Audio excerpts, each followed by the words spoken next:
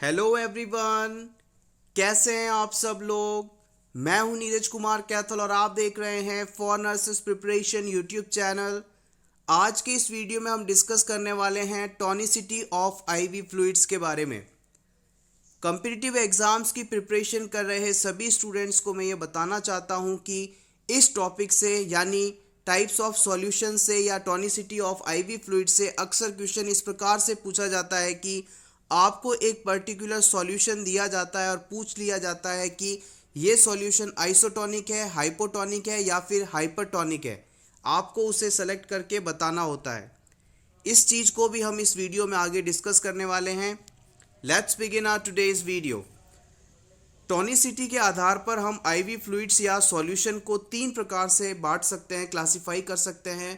पहला होता है आइसोटोनिक सॉल्यूशन, दूसरा होता है हाइपोटोनिक सॉल्यूशन और तीसरा होता है हाइपरटोनिक सॉल्यूशन। आइए सबसे पहले डिस्कस करते हैं फर्स्ट टाइप को, जो है isotonic solution. Type of solution isotonic, a solution that has same salt concentration as cells and blood। ऐसा सॉल्यूशन जिसमें मौजूद साल्ट का कॉन्सेंट्रेशन हमारे शरीर में मौजूद कोशिकाओं और ब्लड में मौजूद उस साल्ट के कॉन्सेंट्रेशन के इक्वल हो, बराबर हो, आइसोटोनिक सॉल्यूशन कहलाता है।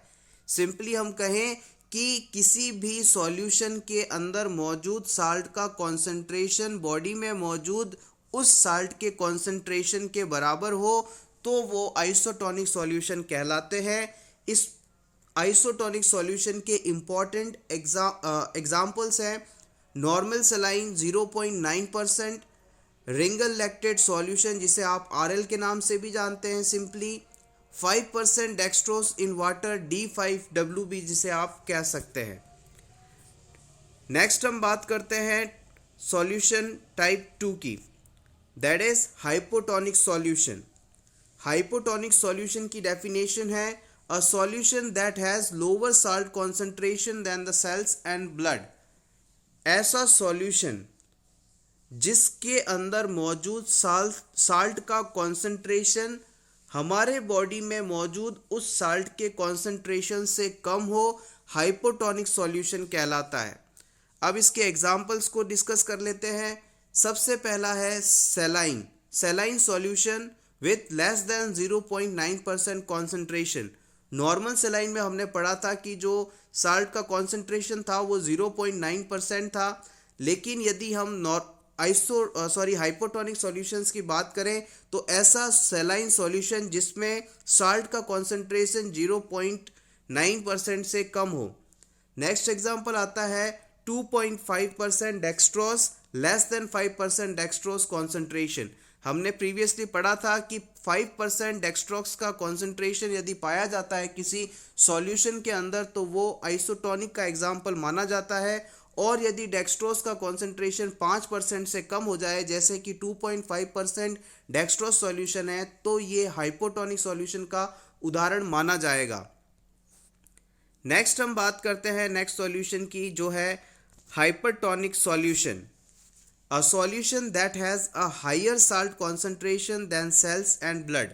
सिंपली हम कहें ऐसा सॉल्यूशन जिसमें मौजूद साल्ट का कॉन्सेंट्रेशन उस साल्ट के हमारे बॉडी में मौजूद कॉन्सेंट्रेशन से अधिक हो तो वो सॉल्यूशन हाइपरटोनिक सॉल्यूशन कहलाएगा।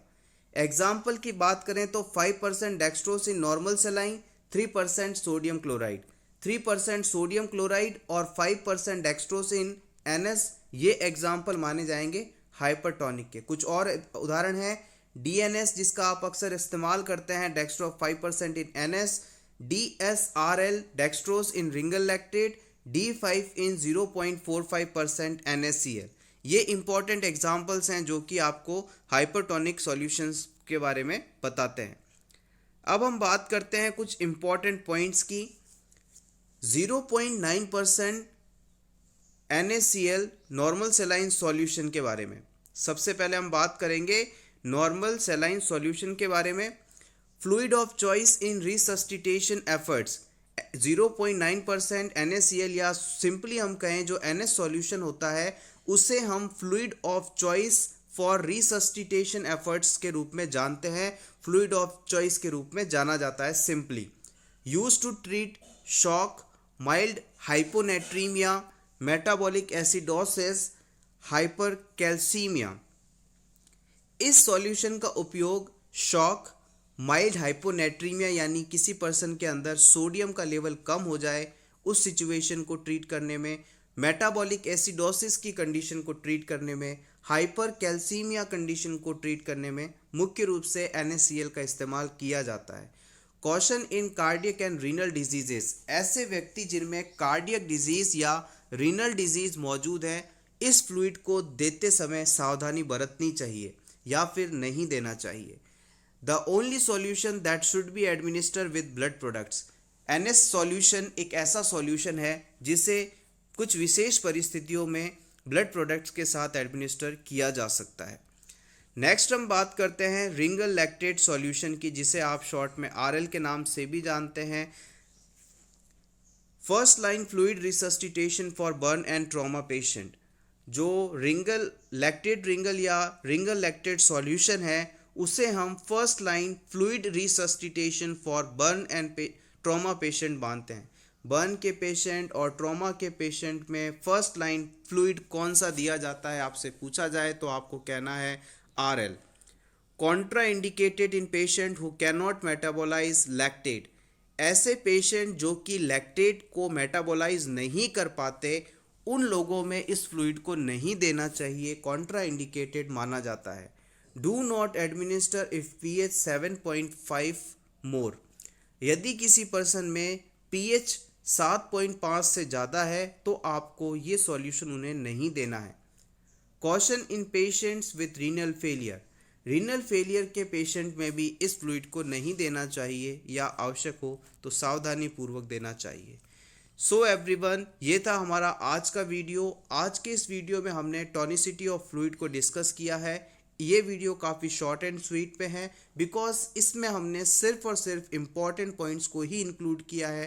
Thanks for watching. अगर आपको ये वीडियो अच्छा लगा हो तो please click upon the like button, share this video with your friends and subscribe our YouTube channel. Its name for nurses preparation for more such interesting videos. All the best.